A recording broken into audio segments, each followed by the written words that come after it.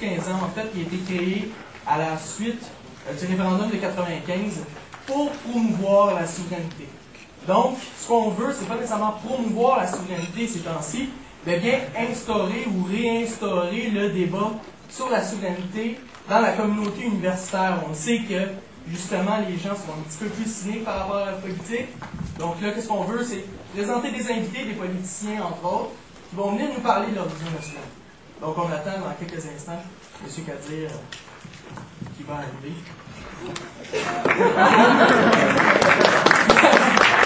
S'il y en a qui ne me connaissaient pas, on a une page Facebook, on a à peu près tous les groupes.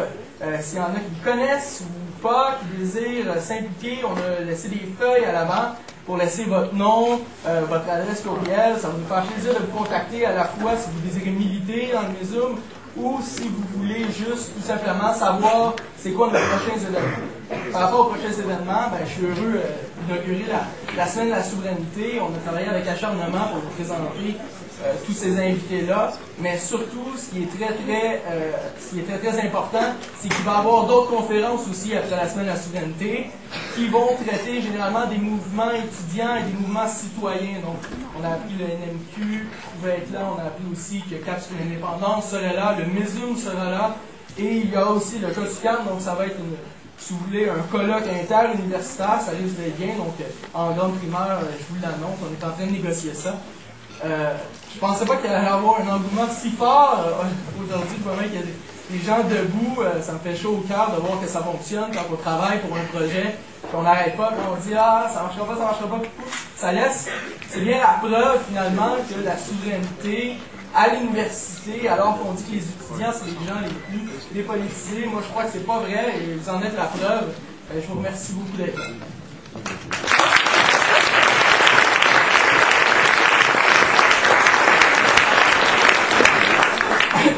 Si vous voulez poser des questions en attendant M. Kadir, ça va me faire plaisir. Alors?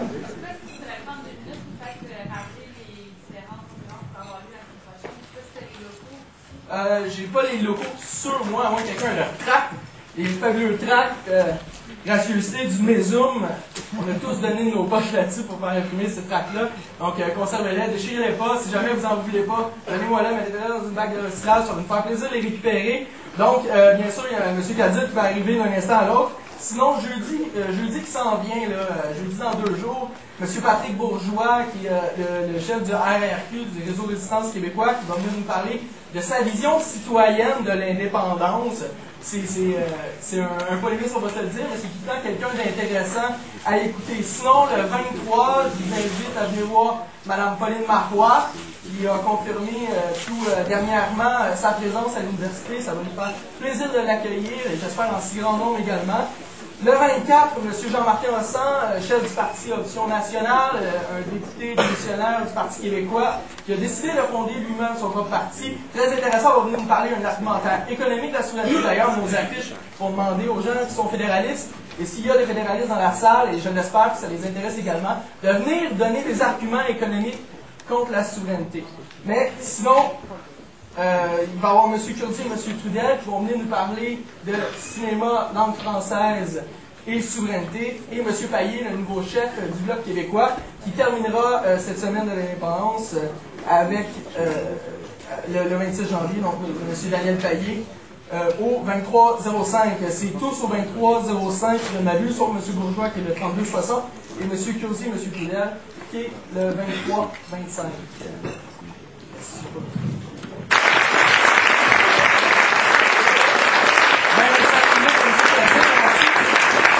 Suivi d'une période de questions, puis on invite tous les étudiants à venir poser des questions à M. Kadir. Ce sera un plaisir de leur répondre. Évidemment, vous êtes des universitaires, on est des personnes en quête de savoir, et les réponses devront être de cet état. Donc, s'il vous plaît, veuillez accueillir chaleureusement M. Amir Kadir, député de la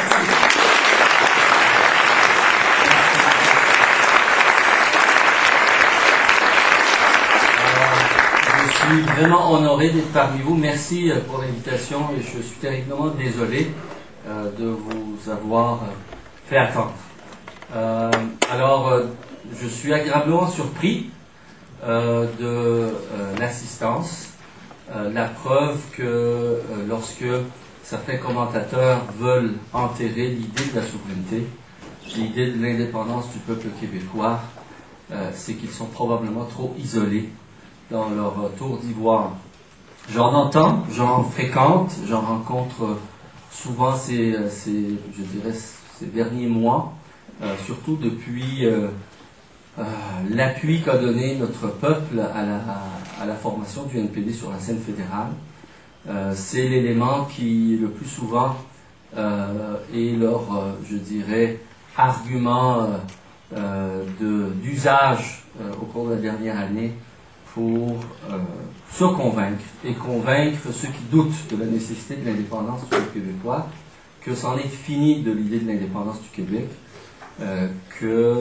puisque les Québécois ont décidé de voter pour une autre formation que le Bloc québécois, ça veut dire que les Québécois ne sont plus intéressés par l'indépendance du Québec.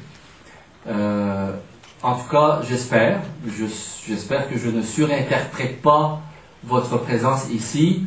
Est-ce que on peut douter du fait que lorsque le comité souverainiste de l'Université de Montréal invite un député d'une formation souverainiste à venir parler de la souveraineté et que la salle est pleine, je ne sais pas combien de gens sont dans cette salle? Bon. En tout cas, il y en a plus que ce que j'ai vu, disons, dernièrement, pour rencontrer le ministre Gignac lorsqu'il voulait présenter le plan Nord du Québec. Le plan de la soumission du territoire québécois aux intérêts étrangers et privés. Donc je reviens à cette idée tenace qui est l'idée du peuple québécois depuis à peu près 50 ans, à tout le moins, de manière affirmée, de manière, je dirais, avec un projet concret, qui est celui de l'indépendance du Québec. Je reviens à cette idée, en fait, qui est un principe universel, reconnu par ce que la civilisation moderne a cru bon de reconnaître pour mettre fin disons, à plusieurs siècles de guerre sur le territoire de l'Europe, où, pour différentes raisons, des groupes de population, des nations, parfois des sous-groupes de certaines nations, se sont fait la guerre alentour du partage du territoire, de la reconnaissance de leur spécificité, de la défense de leur langue, bref, pour plusieurs raisons, avec les guerres qu'on a connues dans les Balkans, avec les guerres qu'on a connues entre nations, disons, fortement constituées, qui à leur tour ont mis 300, 400, 500 ans à éliminer les tentations nationales sur leur territoire. Pensez à la France, pensez à l'Espagne, pensez même à l'Italie. Phénomènes qui n'ont pas pu être réglés de manière définitive d'ailleurs, parce qu'il y a plusieurs encore revendications nationales et indépendantistes au moment où on se parle, même chez un peuple, une nation comme la nation écossaise, qui pourtant, depuis 500 ans, si c'est pas plus, je ne connais pas assez bien l'histoire de l'Angleterre ou du Great Britain, la Grande-Bretagne, qui incluait donc le Wales, qui incluait le Welsh, qui incluait donc l'Irlande, l'Écosse et les Anglais eux-mêmes. Donc une nation comme la nation d'Écosse qui partage donc non seulement 500 ans, au moins 500 ans d'histoire, qui partage en plus la langue. Il y a infiniment moins de gens en Écosse aujourd'hui qui parlent le Scottish, l'écossais, de manière courante, que de Québécois aujourd'hui qui parlent le français de manière courante comme langue d'usage et comme langue maternelle. En plus, c'est une nation à l'intérieur de la Grande-Bretagne qui a partagé la gloire de l'Empire britannique lorsque, pendant à peu près 3 siècles, la Grande-Bretagne régnait sur à peu près tout le monde entier. L'empire sur lequel le soleil ne se couchait jamais. Malgré tout, cette assimilation à la fois dans le sens le plus négatif, mais aussi assimilation à une histoire entre guillemets glorieuse, enfin à certains égards prospère. Malgré ça, la question de la nation n'est jamais complètement et irrémédiablement résolue. Je prends un autre exemple dans mon pays d'origine, à moi, l'Iran. L'Empire perse, qui date d'il y a 2500 ans, un empire qui a eu donc à peu près 3 siècles C'était le plus grand empire de l'époque quand ça a émergé, qui est à la fois l'empire sur le plan étatique le plus évolué, avec, bon, je ne rentrerai pas dans ces détails-là, mais l'empire perse a été fondé grâce à une alliance entre deux nations fondatrices, qui étaient donc les Perses, les Parthes, ou les Parthes, et les Mèdes, qui sont, si vous voulez, les ancêtres des Kurdes d'aujourd'hui. Cet empire a régné pendant 300 ans avec une histoire très glorieuse. Ensuite, à plusieurs reprises au cours de l'histoire, ça a été un empire, en fait, au total, sur ce territoire-là. En tout cas, il y a eu des entités, une entité nationale, un État regroupant tout le territoire sur le plus clair de ces 2500 ans, sans interruption. Malgré tout, aujourd'hui, les Kurdes réclament encore autonomie et, dans une certaine mesure, indépendance. Et là, je pourrais nommer à l'infini ce genre d'exemple-là. Donc, je vous annonce que quoi qu'on en dise, et quoi qu'on en fasse, et quoi qu'il arrive, et quoi que fasse l'État canadien ou leurs alliés, quelle que soit la nature du carcan administratif, législatif, et les tentatives de nation building, et les investissements, et les millions, et les commandites, quelles que soient ces tentatives-là, je ne pense pas, si on se fie à l'histoire, que, à moins d'une solution juste, c'est-à-dire autant tant et aussi longtemps qu'il y a injustice, et les exemples que je vous ai donnés de l'Écosse jusqu'aux Kurdes, c'est parce que ça n'a jamais été réglé de manière juste à la faveur des revendications légitimes des peuples concernés. D'accord? Alors, tant et aussi longtemps que ça ne sera pas réglé de manière juste, à la faveur des revendications légitimes du peuple québécois, je pense que ceux qui pensent que la question de l'indépendance, la question nationale au Québec est terminée, rêvent, j'ose pas dire en couleur, parce que c'est pas un rêve, en tout cas, pour eux c'est un rêve. Donc c'est une quête illusoire de certaines personnes qui pensent la question terminée. Je reviens donc à l'histoire du 2 mai. Qu'est-ce qui s'est passé le 2 mai? Le 2 mai, le message du Bloc québécois a marché à merveille. Pas cependant, malheureusement, ou enfin malheureusement pour le Bloc québécois, dans le sens escompté par certaines personnes qui avaient imprégné je dirais, l'attitude que vous avez observée. Plusieurs d'entre vous ont sûrement suivi les élections de manière attentive. Pas dans le sens escompté par la direction du Bloc québécois. Une attitude, une approche, une campagne, malheureusement, à mon avis, très très peu engageante, très négative, qui a commencé très mal, si vous vous rappelez, avec des cris très, je dirais, très regrettables de Sébastien Ricard, à qui j'ai parlé d'ailleurs, je lui ai appelé pour lui dire ce que j'avais pensé de ce que j'avais entendu, Sébastien Ricard qui avait traité Jack Layton de vendeur de chars, des choses comme ça, je ne sais pas si vous vous souvenez, chose à laquelle on a rajouté un peu... Je mentionne ces personnes-là parce que j'ai eu l'occasion de leur exprimer mon désaccord et de dire à quel point je regrette le ton qu'ils avaient donné à la campagne électorale. Mais bref, donc en dépit de ça, le message retenu par la population, ceux qui ont écouté, c'est qu'il fallait bloquer Harper. Et donc les gens étaient devant un choix, le choix de savoir quel était l'instrument qui était le plus... Là je prends l'essentiel. C'est sûr qu'il y a toutes sortes d'autres interprétations, plus accessoires, minoritaires, de qu'est-ce qui s'est passé vraiment le 2 mai. L'histoire nous dira probablement plus tard, avec études à l'appui, ce qui s'est passé. Mais ma lecture à moi, c'est que l'essentiel de ce qui a constitué la vague orange qui a porté 59 députés du NPD à Ottawa, c'est ce message qu'il fallait bloquer les conservateurs. Et la question pour la plupart des gens, c'était quoi? C'était l'intuition, à savoir qu'est-ce qui était le meilleur véhicule. Et à partir du moment où le NPD a commencé à connaître un certain succès parmi un certain électorat et qu'il a monté dans les sondages, l'hypothèse a été formulée par les commentateurs que si suffisamment des gens appuyaient le NPD au Québec et qu'ensuite ceux-ci étaient,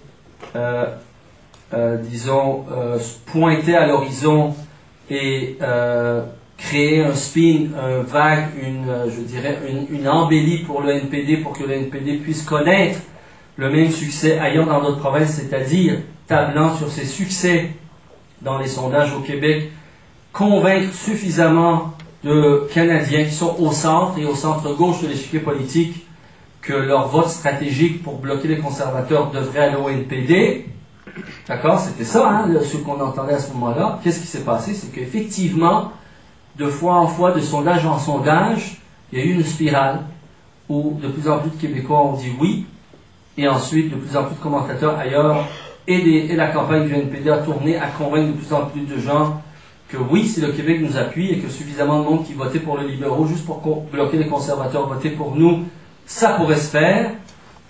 Il y a eu, je dirais quelque chose sans le dire, de l'ordre de l'impact du Yes We Can de Barack Obama dans sa campagne de 2008, c'est-à-dire oui, il y a une possibilité, et le NPD serait cette possibilité.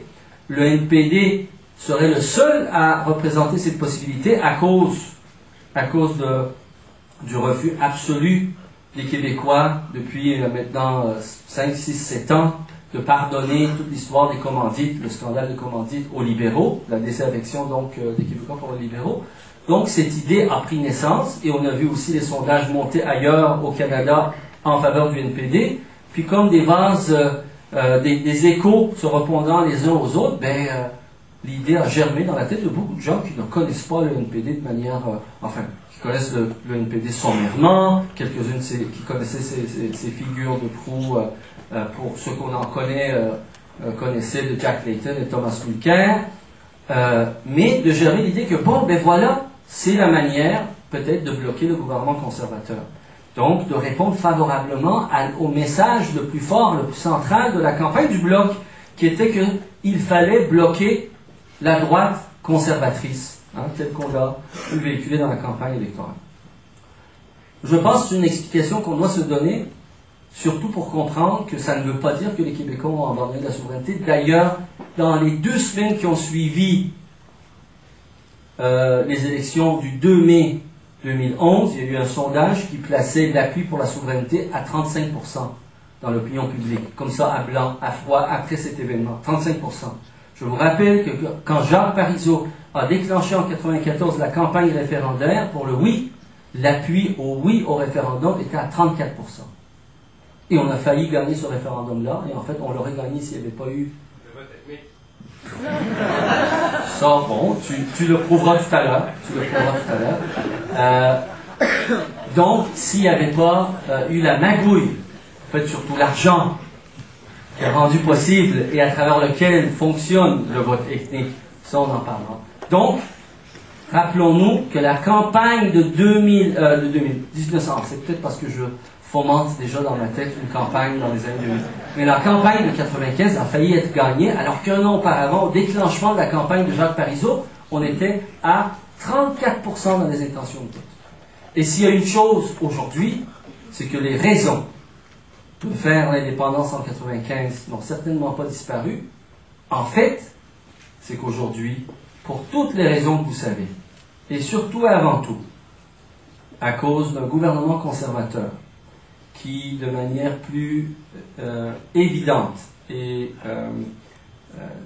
disons, de manière plus outrancière que jamais, malgré les paroles professées, c'est-à-dire de reconnaître la nation québécoise, dans toutes les décisions qu'il prend, heurte de manière fondamentale tout ce que le Québec a fait, a bâti, a conclu, a comme, je dirais, consensus social. On peut parler...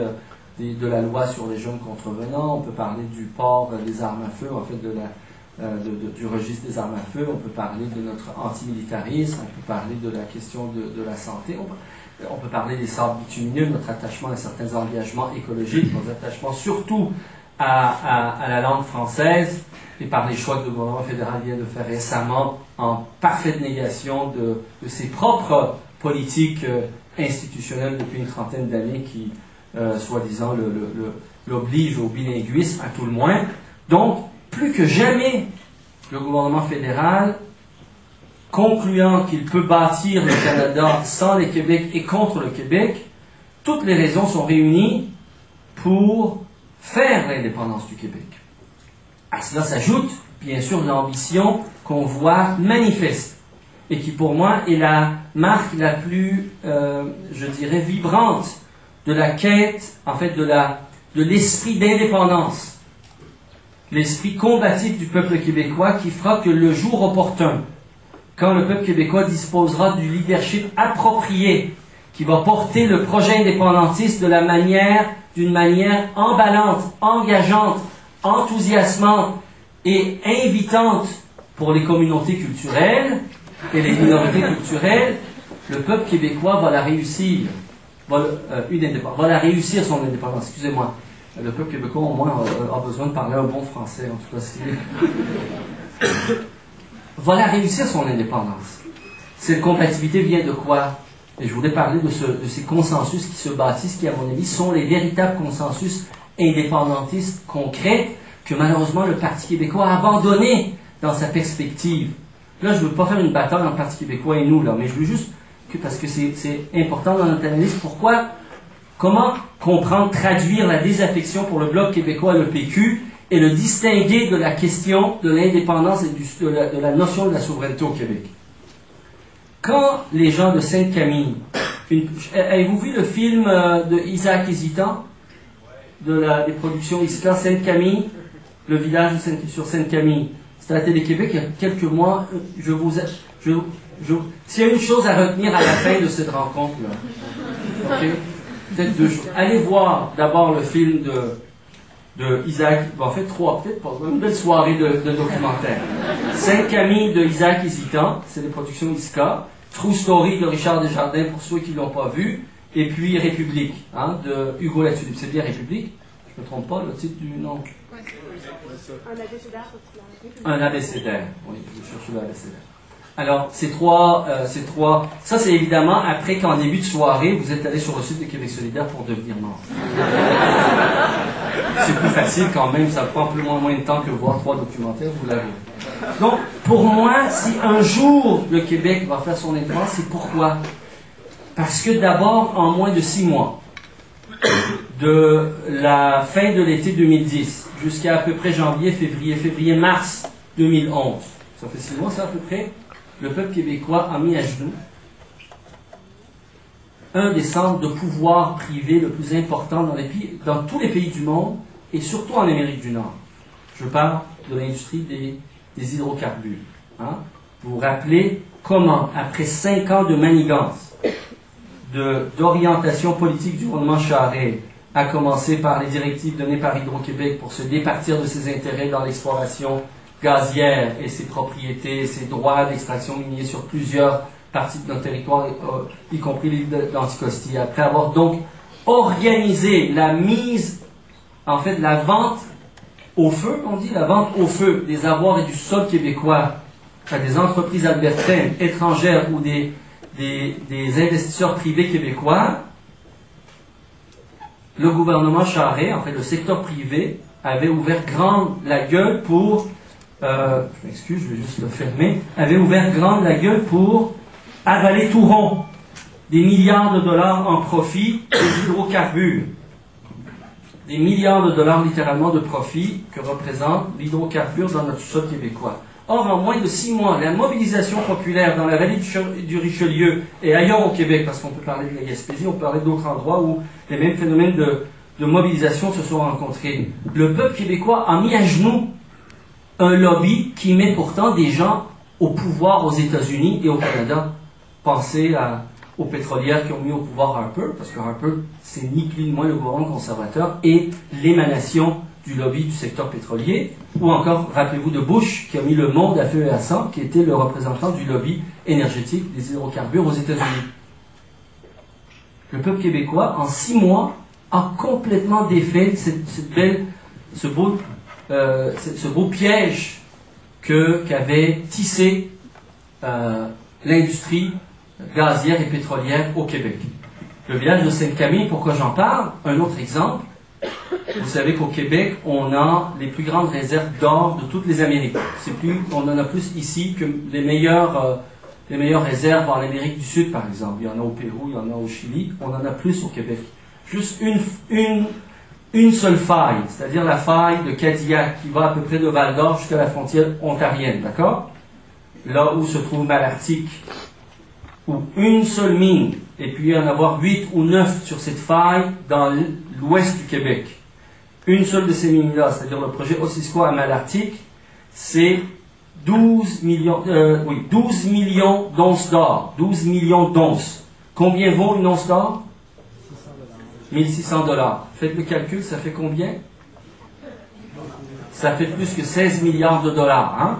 Plus 2 fois 16, ça fait tout près de 20 milliards de dollars en valeur brute. Quel est l'investissement de Osisko suivant son propre modèle d'affaires en 2009 dans cette mine-là? À l'époque, c'était 3,4 milliards.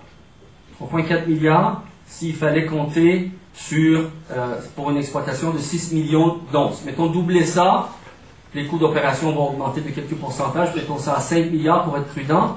5 milliards d'investissement pour 20 milliards de valeur brute. Ça veut dire combien de milliards de profit? 15 milliards de profit. Quand je vous parle d'investissement, là, ça inclut, c'est l'investissement en capital sur la durée du projet de 10 à 15 ans.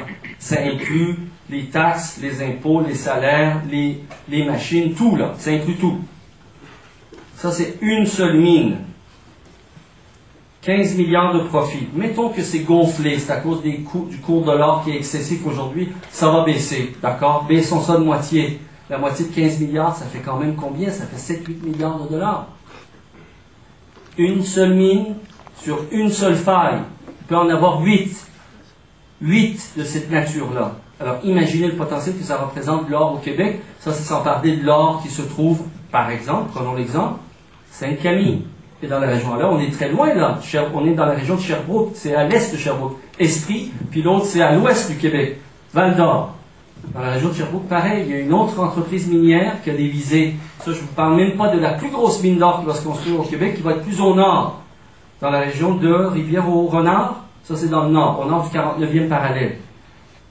Alors, vous imaginez les immenses richesses qu'il y a dans notre sous-sol et que le gouvernement avait décidé, en faisant tout pour mettre en place tout le dispositif pour ouvrir ces marchés-là à des investisseurs étrangers et surtout parce qu'à travers ça, c'est leur propre réseau de l'industrie minière qui en profite. Mais malgré tout, vous voyez qu'en l'espace de un an et demi, avec le collectif Québec et une meilleure mine, avec les citoyens de Sainte-Camille, les citoyens de la région de Malartic, des voix s'élèvent partout et qui réclament une refonte de la loi des mines pour empêcher cette dépossession de notre territoire et qui a fait en sorte que la question des mines est devenue, là j'espère que je ne me trompe pas, essayez pour le fun dans votre entourage dans les prochaines semaines si vous le voulez.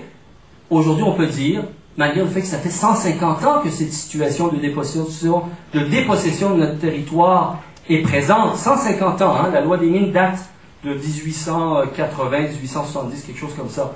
Donc, malgré le fait que cette situation perdure depuis ce temps-là, aujourd'hui, la plupart des Québécois, l'homme, la femme, le citoyen ordinaire, a entendu parler de quelque chose qui ne tourne pas rond dans le secteur minier. Qu'il y a quelque chose de fondamentalement corrompu dans ce système-là. La plupart des gens que je rencontre, quand je leur parle de la situation des mines, c'est clair aujourd'hui qu'il y a quelque chose d'inacceptable qu'il faut changer. Et la question minière est donc devenue centrale à notre débat démocratique, à notre débat social, à notre débat économique.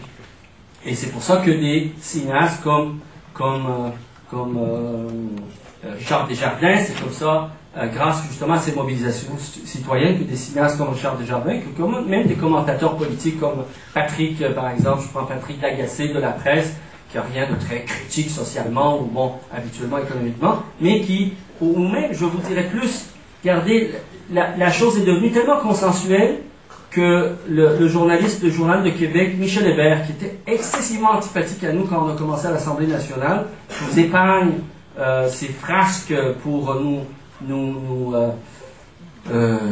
rire de nous, se moquer de nous au début de mon travail à l'Assemblée nationale, est aujourd'hui devenu un allié de Québec solidaire. Il vient de temps en temps à notre bureau au Parlement pour échanger de l'information et nous donne la crédibilité, j'essaie de terminer, parce que lui aussi, à cause du débat, pas à cause de la Mercadir, oui, il y a eu le rapport du vérificateur général, mais le rapport du vérificateur général émane à partir d'un débat qui a été suscité par la mobilisation citoyenne. Donc, de mobilisation citoyenne en mobilisation citoyenne, ça, je n'ai pas parlé des étudiants, des femmes, du secteur environnemental, dans d'autres domaines, des citoyens de la côte nord contre contre le développement. Je ne sais pas pourquoi je n'ai pas pu le fermer. Nicolas, s'il te plaît, à l'aide. Voilà, pour vous, vous savez comment ça marche, ces choses-là. Donc, de mobilisation en mobilisation, ce que je tente de vous dire, c'est que quand il s'agit de défendre la souveraineté réelle, effective de notre peuple, pour ne pas que notre territoire soit dépossédé, pour que les citoyens prennent le contrôle de leur destin démocratique, les citoyens québécois répondent présents.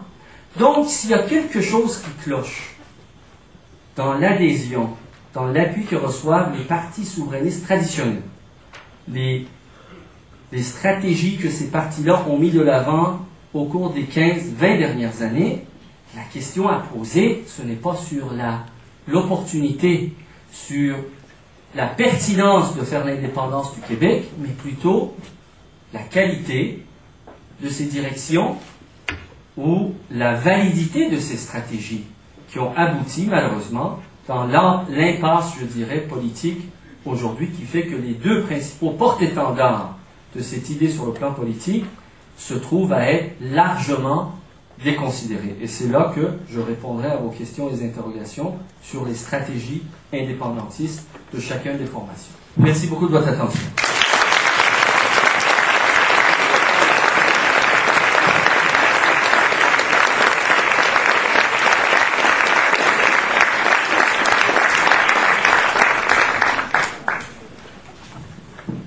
Oui, alors, pour la période de questions, pas trop compliqué, ce qu'on va faire, c'est que je vous demande de tout d'abord lever la main, je vais faire le médiateur, M. Cadiz, ça ne me dérange pas, et je vous demanderai aux gens qui ne voient pas, si vous voulez vous diriger vers l'avant sur le côté, ça pourrait être bien si vous avez une question à poser à M. Cadiz. Donc, ça va se faire dans l'harmonie. Je sais que la salle montre le contraire, mais ça va se faire dans l'harmonie quand même. Donc, identifiez-vous et posez votre question. Monsieur, au fond... Je m'appelle Eric. Je suis étudiant en études internationales. Puis, en fait, j'ai une question pour vous, M. Cadiz. Dans une entrevue très médiatisée en fin de semaine à Coteau de Voir, le député de Marie-Victorin et Bernard de Mainville a affirmé qu'il fallait penser à peut-être fusionner les forces souverainistes. Et il a mentionné Québec solidaire. Est-ce que votre parti ou vous-même êtes ouvert à une certaine fusion, collaboration future avec le PQ? Fusion et collaboration ne sont pas pareils, comme tu peux comprendre.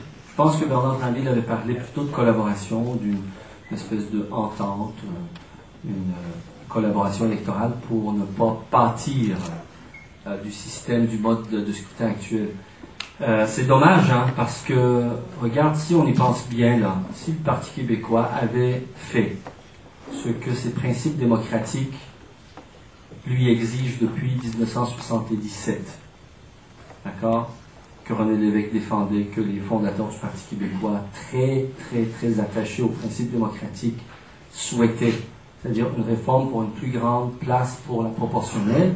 Aujourd'hui, le Parti québécois ne serait pas dans le pétrin qu'il est. En tout cas, le Bloc québécois, par exemple, à l'échelle canadienne, pour voir un peu, le Bloc québécois a eu presque 25%, mais juste 5 ou 6% des sièges. Est-ce que je me trompe? Même pas. Dans l'échelle du Québec, 4 sur 75. Faites le calcul, c'est ça, 6% des sièges. C'est parce que le système électoral actuel sévit très durement contre les tiers partis. Tout parti qui arrive en 3e, 4e, 5e lieu, là, il y a un désavantage, disproportion énorme dans le système électoral actuel. De sorte que le Parti québécois à 25, 26, 27% risque de se ramasser aussi avec 4, 5, 6 députés. Alors que s'il y avait un système proportionnel, même au pire, en l'absence d'une entente entre nous, ils auraient recueilli 25% des sièges et nous à peu près 10%, au total 35% des sièges, c'est pas rien, d'accord, sur 125. Or, ce n'est pas le cas. Donc, on pâtit tous de la turpitude, de l'appétit irréfréné de ceux qui sont au pouvoir à se maintenir au pouvoir, coûte que coûte, et surtout de manière myope, en pensant toujours à l'immédiat, aux prochaines élections, plutôt que penser à long terme. D'accord? Qui fait en sorte qu'aujourd'hui, on est si mal barré. Est-ce que moi, je suis favorable à ce qu'il y ait une collaboration? Je l'ai toujours dit oui. Mais cette décision n'appartient pas à moi, comme ça n'appartient pas à M. Drainville. Il faut que ça se fasse de l'intérieur des deux partis. C'est dur, parce qu'il y a beaucoup de choses à tenir compte. Il faut éviter de prendre des décisions qui peuvent porter à confusion chez la population, parce que Québec solidaire et le Parti québécois, c'est pas la même chose. Nous, sur le plan environnemental, sur le plan économique, sur le plan des réformes démocratiques, c'est-à-dire des pratiques démocratiques, on veut aller beaucoup plus loin que le Parti québécois, beaucoup plus loin, sur la question des ressources naturelles, sur la question des changements économiques, je l'ai dit. Ce qui fait qu'on ne peut pas vraiment penser, je pense que c'est vraiment illusoire, c'est impossible que le Parti québécois puisse se réformer, puisque de toute façon, le Parti québécois est une coalition qui a des gens de droite dedans aussi, alors on ne peut pas penser à une fusion, c'est certain. Est-ce que localement, il peut y avoir des ententes pour éviter de tous les deux pâtir et être sévèrement désavantagés par le mode électoral actuel, en s'entendant sur certains grands principes? Sans doute oui. Laissons ceux qui, à l'interne, œuvrent pour ça, faire leur travail. En tout cas, moi, je ne serai pas de ceux qui vont bloquer ça. Monsieur Laurent Desbois, je suis un étudiant libre à l'Université de Montréal, au cas où certains se posent la question. Monsieur Kadir, comme Laurent Desbois, je suis comme vous, Monsieur Kadir, un presque immigrant ici. J'ai migré d'un pays en tant qu'ex-francophone hors Québec, d'un pays qui s'appelle le Canada.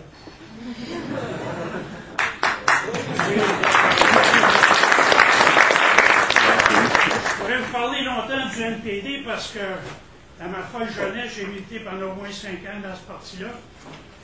Et je peux vous dire que c'est définitivement un parti centralisateur et fédéraliste. Et je ne suis pas sûr si c'est Trudeau ou eux qui m'ont convaincu que j'étais québécois, mais probablement les deux. J'ai pris bonne note et je partage votre opinion. Au dernier référendum, qui était à 50%, même si voilé, il y avait à peine 34% qui étaient pour l'indépendance au début. Le dernier sondage de Léger qui est sorti récemment disait qu'il y a 43% qui sont pour l'indépendance. Donc, imaginez. Wow. Wow. J'ai eu la même réaction, mais contrairement à vous, M. Kadir, et j'ai pris bonne note, vous avez dit, si un jour le Québec fait son indépendance, moi c'est quand le Québec fera son indépendance. Très bien. Donc, je corrige. J'espère. Maintenant, dans le même sondage léger, j'ai dit là-bas, et en passant l'NPD, tout ce qu'ils ont fait, ils ont passé une autre couleur canadienne, et tout ce qu'ils ont fait, c'est diviser une vote libérale en Ontario pour faire rentrer les conservateurs majoritaires. Mais ça, c'est mon interprétation, et je la connais très bien, la situation de l'Ontario. OK, la question. Dans le fameux sondage léger, que vous avez aimé la bonne partie, maintenant peut-être la moins bonne pour toi. C'est sûr, Québec solidaire à moins de 10%, c'est pas tellement représentatif. Solidaire, Non, j'ai pas fait de lapsus. D'ailleurs, c'est ce que je pense. Québec solidaire s'excuse alors d'être solitaire. Je n'en demande pas autant. Dans ce même sondage-là, même si c'est un sondage qu'on peut questionner, et même si vous représentez moins de 10%, donc ça devient moins valable, on dit qu'il y a à peine 60% des membres ou des représentants de Québec solidaire qui sont souverainistes. Et même dans ceux-là, c'est un oui, mais, à condition que ça soit à gauche, peut-être même socialiste. Vous avez dit que le PQ cache son côté droit. Moi, j'ai l'impression que Québec solidaire cache son côté extrême gauche. Non, dans beaucoup de pays, on serait socialiste. Tout le monde nous décrirait comme socialiste, social. Très Ma question maintenant. Il y a 60% dans ce sondage-là et dans d'autres sondages que j'ai vus et de monde à qui j'ai parlé. Quel est le vrai pourcentage des membres de Québec solidaire qui sont souverainistes? Et dans ceux-là, combien sont des oui, mais, c'est-à-dire à condition que ça soit quelque chose? Okay. Là, vous avez parlé d'un sondage qui s'adressait à ceux qui votaient, ceux qui disaient qu'ils étaient favorables à Québec solidaire. Pour ce qui est des membres, écoutez, ça fait partie des éléments fondateurs de Québec solidaire. En fait, Québec solidaire est le seul parti au Québec aujourd'hui, à part l'option nationale récemment, qui ne parle même pas de souveraineté, qui parle d'indépendance.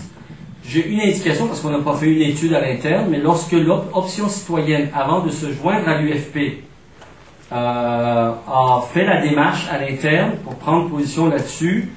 Il y avait 97% des gens d'Option citoyenne qui se disaient souverainistes, d'accord, en faveur de la souveraineté. Et en novembre 2009, dans la réalisation de notre programme, en novembre 2009, c'est ça, c'était la première partie de notre programme, on parlait des institutions, de la réforme des institutions démocratiques, de la question autochtone et de la question de l'indépendance, la souveraineté. On a résolument pris position en faveur de la souveraineté avec une démarche qui consiste en une constituante, c'est-à-dire que dès que Québec solidaire accède au pouvoir, il n'y a pas de quand, comment, il n'y a pas de doute sur le quand, le comment, la mécanique. Québec solidaire arrive au pouvoir, disons là on est le 16, disons là on est le 17, on est le 17, bon très bien, le 18 alors, demain. Le 18 janvier 2012, en l'espace de 6 mois, il y a un processus mis en marche pour l'élection d'une constituante, 150 constituants, pas députés constituants, dont le travail est de se réunir donc en assemblée constituante pour consulter la population sur une période de 12 à 18 mois et pour soumettre une proposition de constitution à la population québécoise et une question sur notre avenir politique. Voulons-nous, oui ou non, pour réaliser cette constitution, l'indépendance du Québec? Donc le processus est clair et, disons, dans le temps, c'est très établi. Il n'y a pas de, on attend quelque chose, on attend un sauveur ou des conditions économiques gagnantes, que Moody's ou Bay Street ou Wall Street nous donnent le feu vert. Non. C'est au peuple québécois à décider, il faut faire l'exercice. Le rôle du gouvernement, c'est non seulement de faire son travail à ce moment-là, mais surtout, un gouvernement qui est solidaire, de s'assurer que la partie est démocratique, qu'il n'y a pas d'ingérence extérieure, qu'il n'y a pas de financement extérieur, qu'il n'y a pas de production de certificats de citoyenneté à la pelletée, à la dernière minute, ce genre de choses-là. Donc, c'est comme ça que ça va marcher. Quand on a pris cette décision-là, novembre 2009, dans tous les rangs de Québec solidaire, dans notre parti qui avait à ce moment-là 5000 membres à peu près, il y a eu quelques personnes qui ont donné leur démission, moins d'une dizaine, puis une personne qui a quitté le plancher du Congrès. Alors, si ça peut vous donner une idée, pour ce qui est des membres de Québec solidaire, c'est comme ça. Y a-t-il d'autres questions? Oui, monsieur, au fond. Oui, c'est André Turgeon, philosophie. Moi, j'ai une question sur la solidarité par rapport à la souveraineté. Je m'adresse à tous les souverainistes ici. Question de si l'indépendance arrive un jour, vous abandonnez pas les francophones hors Québec, les Acadiens, les Franco-Ontariens, comment vous... Pas du tout. Ça, c'était une question, je pense, très, très importante. Pour moi, l'idée de la souveraineté, c'est pas une bataille contre d'autres nations. L'indépendance du Québec va se faire pour le Québec, pour les Québécois, pas contre le peuple canadien. En fait, le peuple canadien pâtit des mêmes problèmes, des mêmes élites politiques, économiques dominantes que nous. Sauf que le peuple canadien a peut-être besoin de l'aide du peuple québécois pour s'en sortir également, parce que le plus clair du nation building canadien des 40 dernières années depuis Trudeau s'est fait alentour de cette division entre le peuple québécois et le reste du Canada, et cette polarisation indépendantiste-fédéraliste, et des gouvernements centraux qui viennent se présenter comme les sauveurs de la nation et raflent la mise politique en vertu du positionnement qu'ils prennent pour centraliser, d'accord, pour maintenir l'État canadien et en faire la promotion. Donc, une fois que la question de l'indépendance du Québec sera réglée par le peuple du Québec, les véritables enjeux de société au Canada aussi auront une place pour... Et moi, je suis persuadé que le Canada, dans son ensemble, est plutôt progressiste, donc à gauche du centre que à droite du centre, comme c'est le cas avec le gouvernement Harper dans la manifestation du pouvoir. Maintenant, pour les francophones hors Québec, c'est sûr que ça va dépendre de la dynamique sociale à l'extérieur du Québec, c'est-à-dire que le Québec ne peut pas inventer des mouvements de défense, mais le Québec a certainement le devoir, qu'on soit indépendant ou pas, de leur venir en appui, de leur donner des moyens, de parler haut et fort pour eux. Et il me semble que le jour où le Québec sera indépendant, pour ne pas mettre ça au conditionnel, le jour où le Québec sera indépendant, il me semble que le Québec, pour toutes ces raisons-là, pour sa propre accession, pour faciliter les choses, et pour le faire de la manière la plus positive qui soit pour le peuple canadien également, a intérêt à avoir à la tête du Canada comme vis-à-vis quelqu'un de la trempe et de la nature de mettons, malgré tout ce qu'on peut en penser du caractère fédéralisateur ou centralisateur du NPD, a quand même intérêt à avoir un Jack Layton au pouvoir au Canada qu'un Stephen Harper. La preuve de ce que j'avance, lorsque la Slovaquie a décidé de déclarer son indépendance, a voulu faire son indépendance au lendemain, enfin au début des années 90, mais qui était à la présidence de la République tchécoslovaque, c'est-à-dire qui regroupait les deux entités, mais qui était tchèque lui-même, c'était Václav Havel, un poète, un écrivain, un intellectuel, surtout un homme généreux et un homme de principe. Puis il se trouve que c'est à peu près l'indépendance qui s'est déroulée de la manière la plus civilisée qu'on puisse concevoir, sans heurts, sans haine, sans montée d'animosité entre les deux, parce que le gouvernement tchèque, présidé par Václav Havel, s'est comporté de manière démocratique et sur la base de principes, même s'ils étaient farouchement opposés à la séparation de la Slovaquie. Est-ce que ça répond à votre question? Peut-être une ou deux questions. Être une fille, Oui, ils sont où les femmes, là? C'est parce qu'elles comprennent plus vite. C'est ça. Moi, je les ai vues toutes. Non, sérieusement, je les ai vues toutes prendre en note le nom des films et surtout du site de Québec solidaire pour devenir membre. québecsolidaire.net.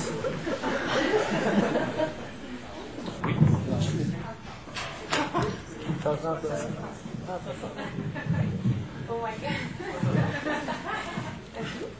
Bonjour tout le monde. Bonjour M. Kadir. En fait, je représente un groupe étudiant en médecine qui fait des activités sociales qui vont vraiment dans le même sens que Québec solidaire, dont entre autres une campagne contre le délai de carence. Mais en fait, je voulais vous demander comment vous percevez les impacts de la souveraineté sur la santé des Québécois et sur le système de santé au Québec. D'abord, bravo pour cette implication. À l'époque où j'étais en médecine, malheureusement, c'était au milieu des années 80, c'était la période de vache maigre en termes de militantisme et d'implication sociale. On ne pouvait même pas rêver qu'il y a 3 étudiantes qui étaient tout le temps qui aillent. On était juste des nerds là, sur nos bouquins. J'ai dit on pour ne pas impliquer personne d'autre que moi. Là. Non, mais vous seriez surpris, les médecins, en grand nombre, la plupart, c'est des gens qui ont une conscience sociale très affirmée. Est-ce que je me trompe? OK. L'establishment médical, c'est autre chose. C'est-à-dire ceux qui sont dans les lieux de pouvoir de la médecine, c'est autre chose. Là, on va en venir, je le dis à dessein. Donc, il y a les médecins, ceux qui travaillent dans les CLSC, les urgences, dans les cabinets, etc.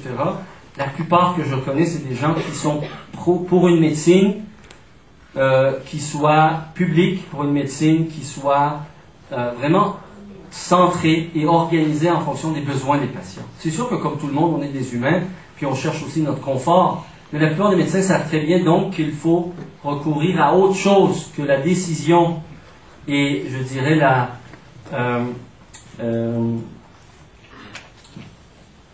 j'oublie le terme là,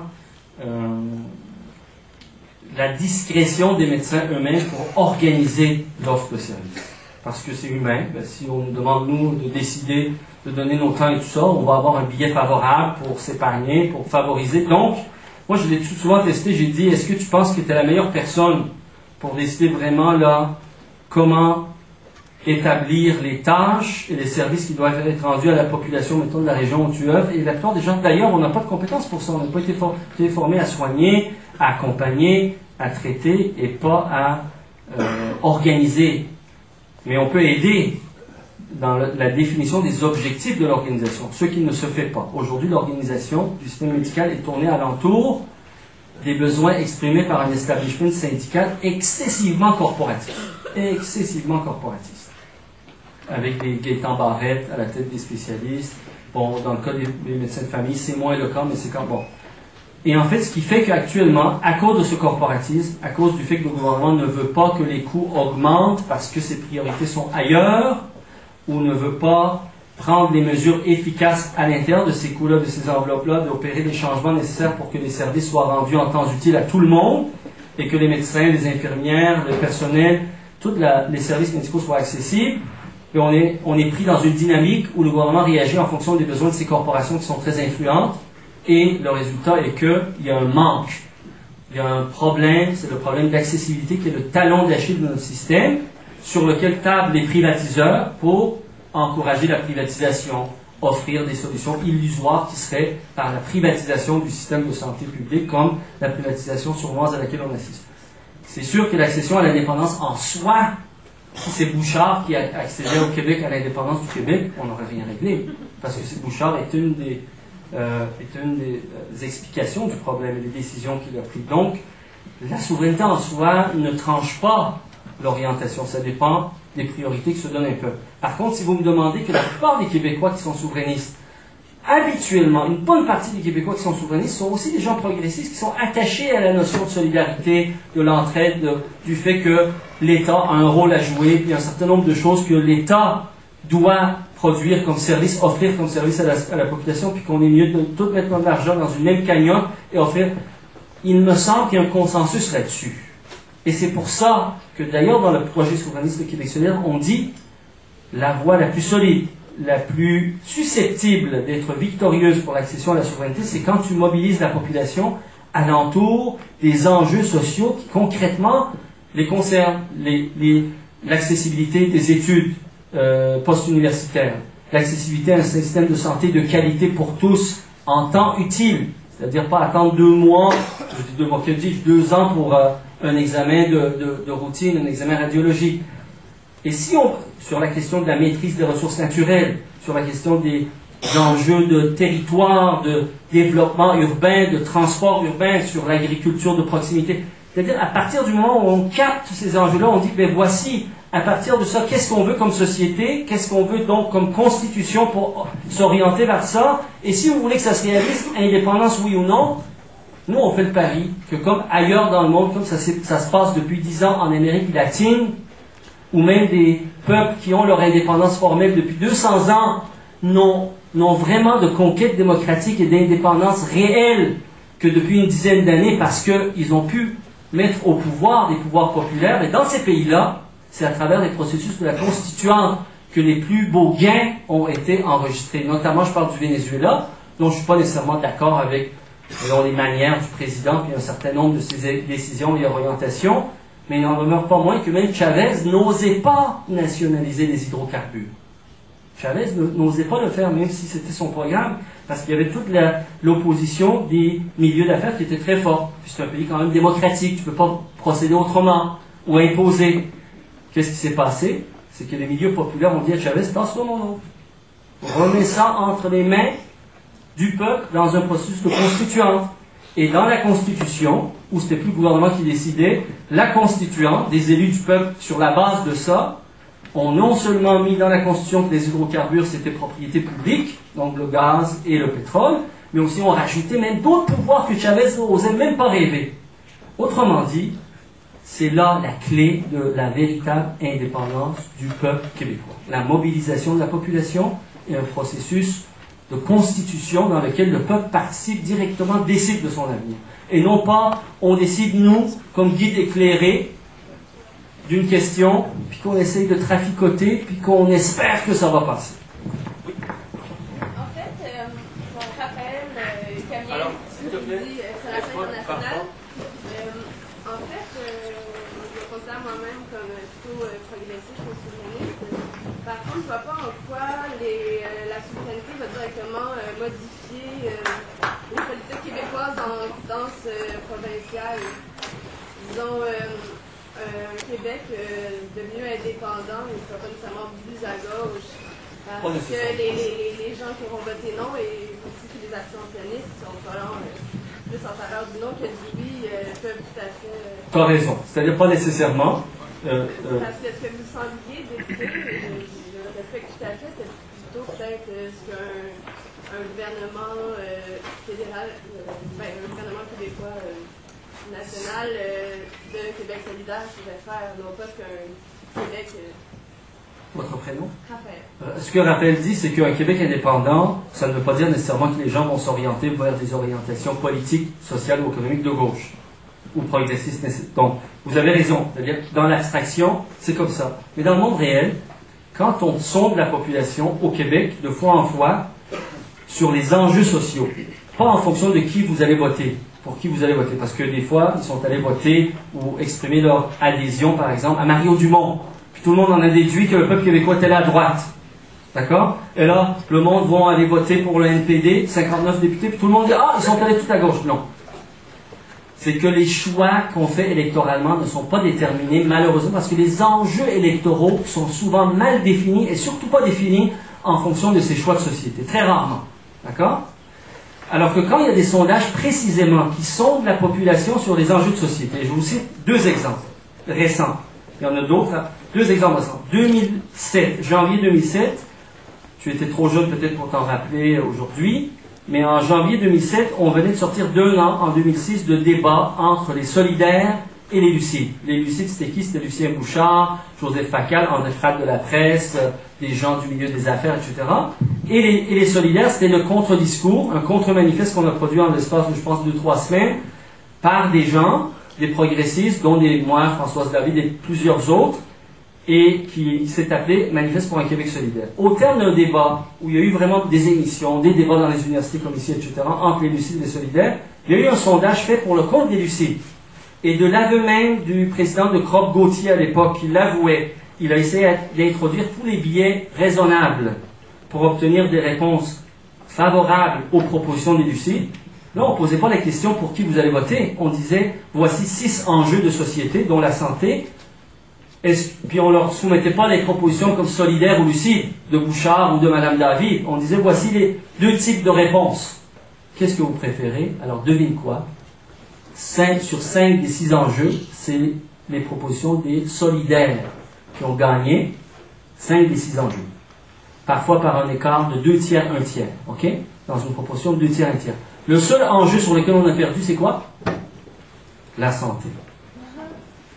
Selon moi, vraisemblablement à cause du biais introduit, parce que là, tu sais, quand tu dis, ben voici le problème, le système de santé connaît des ratés, des problèmes, des accessibilités, est-ce que vous accepteriez que le privé soit introduit pour améliorer la chose? Ben, j'ai envie de dire, ok, d'accord. Ok, d'abord. Là, je caricature parce que je connais pas, malheureusement, j'ai pas pris la peine, je devrais peut-être le faire, de regarder la nature de la question. Mais on a donc gagné. Plus récemment, au terme d'une campagne très, c'est là où vous vous rappelez, le Québec dans le rouge. Vous rappelez-vous de ça? TVA, Journal de Montréal, Journal de Québec. Le Québec dans le rouge. Où là, l'Empire québécois essayait de traduire, essayait de soulever l'indignation de la population contre l'extravagance du gouvernement et des programmes sociaux et de l'exagération des fonctionnaires et tout ça. D'accord? Au terme de ça, ils ont fait un sondage média qui avait plus de 1000 répondants. Puis là, on leur donnait une définition pour 4 choses. Gauche, centre-droit, droite. D'accord? Comme ça. On leur donnait des définitions. On ne disait pas, allez-vous voter pour Québec solidaire ou pour l'ADQ. On posait la question sur le fond. Voici ce que c'est que la gauche, voici ce que c'est que la droite, puis ce qu'il y a au centre. Alors, devine quoi? 84% des Québécois, là je ne te parle même pas des jeunes, parce que dans les jeunes, la proportion était plus forte. 84% des Québécois optaient soit pour le centre-gauche, soit carrément pour la gauche. Alors, c'est pas vrai qu'au Québec, moi je suis sûr que si le Québec fait l'exercice, puis l'exercice consiste à mobiliser la population, leur donner la possibilité de choisir, de s'impliquer dans le débat, de faire des propositions, je suis persuadé que ça va correspondre plutôt à mon option, moi personnellement. Mais peu importe, si on est en démocratie, puis s'il s'agit de la souveraineté du peuple à décider pour lui-même, ça doit être notre dernier souci. Notre rôle devrait être de donner l'occasion à notre peuple, enfin, de décider pour lui-même, puisque, dans le fond, l'indépendance ne vaut quelque chose que parce que l'indépendance doit porter ça. C'est-à-dire de donner à un peuple l'occasion, de plus en plus, de manière démocratique, à s'occuper de ses affaires, à décider pour lui-même. Pas contre les autres, mais pour lui-même.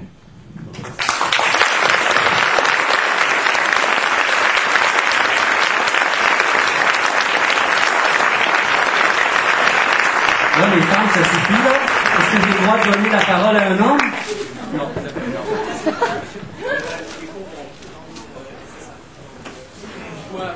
Merci beaucoup de votre attention.